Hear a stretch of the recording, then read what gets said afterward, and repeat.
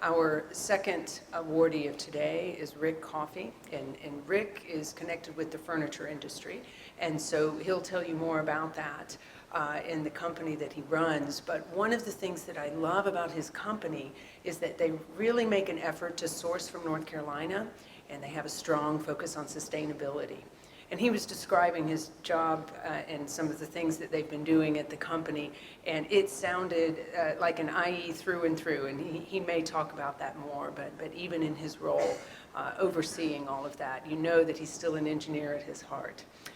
And so I am delighted to introduce to you Mr. Rick Coffey as a distinguished alumni 2019. Promise I'll wear red and white next time my wife dressed me this morning. She does a good job. Good morning.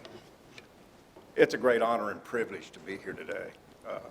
First, I'd like to especially thank the head of the ISE department, Dr. Julie Swan, the faculty and staff of the ISE department, and the ISE advisory board for this honor and recognition as a distinguished alumni. When I received the call from Dr. Swan, I was shocked, humbled, and I can remember saying, wow, there were some really outstanding guys in my class, and one young lady. We've come a long way. Engineering's come a long way since 1978. As a matter of reference, my freshman engineering class was the last one to teach us how to use one of these. And for those who do not know what this is, and I think most of them are in the back there, this is a slide rule. This was our calculator. As a matter of fact, the first calculator that I ended up buying was called an electronic slide rule. We're not called calculators. I mention this to contrast because 3 years later, we went from punch cards to online real-time PCs at NC State in my tenure here. You know, the professors of the ISE department were excellent teachers, communicators, and mentors. I would be amiss if I did not mention the head of the FM department, Dr. Anko Prock, Mr. Eckwall, Tom Stewart, and especially Ed Clark. Ed was revered by our classmates, so much so that our senior class nominated him as Professor of the Year in 1978 over the entire university. And guess what? Ed Clark won. His influence is still felt far and wide till this very day. You know, being an engineer at NC State gave me great pride and opened the door for my first role and my first job. And I moved to Virginia, worked for Stanley Furniture Company. I was a staff IE working for a consulting company, Booz Allen in Hamilton, which is still around, setting machine standards for production planning and costing. I was the only state grad along with 3 IEs from Virginia Tech. It was quickly evident that my education had prepared me to understand the assignments and take charge of the given task. My 3 associates from Virginia Tech were not so well equipped. This led to a powerful first impression. And I was quickly promoted into a brand new role in production planning, balancing workloads in the factories. I was technically an IE for 6 whopping months. And at the age of 24, I became a plant manager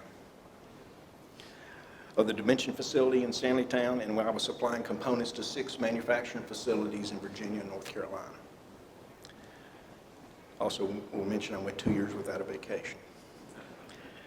You know, my experiences at NC State were paramount in my ability to observe, analyze, and adapt different manufacturing environments to eliminate waste and drive continuous improvement. The most important aspect of my education that I was taught was never, ever stop learning. In my lifetime, we've experienced a real paradigm shift in manufacturing. We went from a job shop, economical order quantities, y'all remember EOQ, to what we do today is made to order, one-piece flow manufacturing with mass customization. You know, the engineering skills that I acquired at State have served me well over my career. Being able to understand processes, systems, and human nature are paramount in making good decisions. My career certainly has had its challenges, but 20 years ago, a little over 20 years ago, McCrary Modern and my company was a company called Morgan & Chair merged. Bob McCrary and I dedicated ourselves to evolving into an organization that can compete with anyone in the world. We're not satisfied, but we're extremely proud of our company and our employee owners. We're an ESOP company, and our employees own 30% of the company. We try to live by the mantra, do what's right and ask for forgiveness later. Our OEM, we're an OEM manufacturer. Our vertically integrated model is truly unique in our industry. We produce product for some of the best known lifestyle retailers in the country. If you've ever been in a Crate and Barrel store, an R-House store, Anthropologie, Room and Board, we make the majority of the upholstery and exposed wood occasional that those companies supply. So as a company, we've embraced technology and change management with an extremely flat organizational structure. We've coined the phrase lean manufacturing on steroids. Just this Wednesday, 2 days ago, McCrary Modern was awarded the prestigious North Carolina Manufacturing Extension Partnership Leadership Award for Manufacturing Excellence. In closing, I'd like to encourage each of you to give back of your time and resources to your local communities and to NC State. Promote NC State every opportunity you get. Take extreme pride in your engineering degree and stand tall. Our family has supported Wolfpack student athletes since 1970. We have virtually the same seats in Carter Finley Stadium since that time. However, the Alumni Association and Engineering Foundation are also key organizations that we need that deserve our recognition and our gifts. Lastly, I'd like to thank my family, Tamara, my wife of 35 plus years, my daughter Kirsten, who was a State graduate, my son Corbin, who broke tradition and graduated from High Point University last year. They've supported me throughout my career. There have been many long days, nights, and weekends of sacrifice. I'd be remiss if I didn't thank my parents, along with my brother who passed last year. He was a 74 graduate.